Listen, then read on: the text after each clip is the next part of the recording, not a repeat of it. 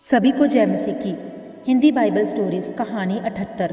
दीवार पर हाथ से लिखे शब्द। यहाँ क्या हो रहा है? यहाँ एक बहुत बड़ी दावत चल रही है। ये दावत बाबुल के राजा बेलशस्त्र ने रखी है। बेलशस्त्र नाबूकदनेस्सर की बेटी का बेटा है।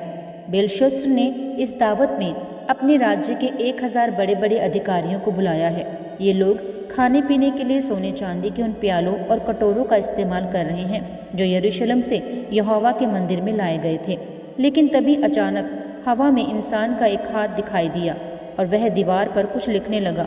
ये देखते ही सबका मुंह खुला का खुला रह गया। बेलशस्त्र ने फौरन चिल्लाकर अपने बुद्धिमान आदमियों को हाजिर करने का हुक्म दिया।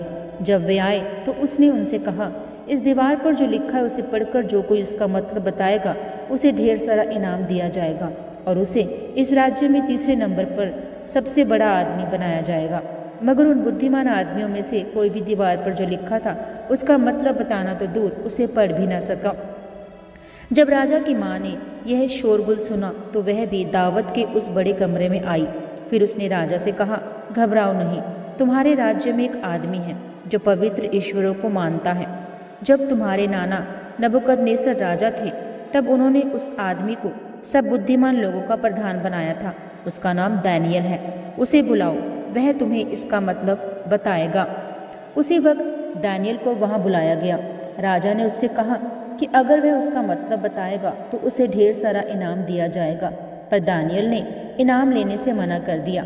फिर उसने बताया कि क्यों यहोवा ने एक बार बेलशस्त्र के नाना नबूकदनेस्सर को राजा के पद से हटाया था। दानियेल ने कहा, यहोवा ने उन्हें इसलिए सजा दी क्योंकि वे बहुत घमंडी थे।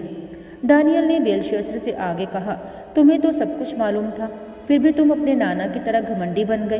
तुमने यहोवा के मंदिर के प्याले और कटोरे मंगवाए और उनमें शराब पी। तुमने लकड़ी और पत्थर से बने देवताओं की पूजा की। मगर हम सबको बनाने वाले परमेश्वर का आदर नहीं किया।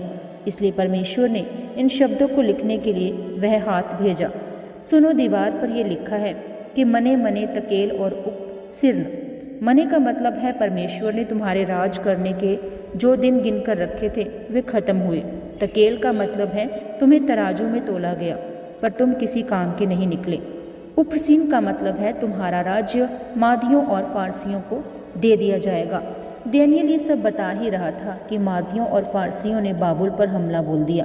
उन्होंने शहर पर कब्जा कर लिया और बेलशस्त्र को मार डाला। दीवार पर लिखी एक एक बात उसी रात पूरी हो गई।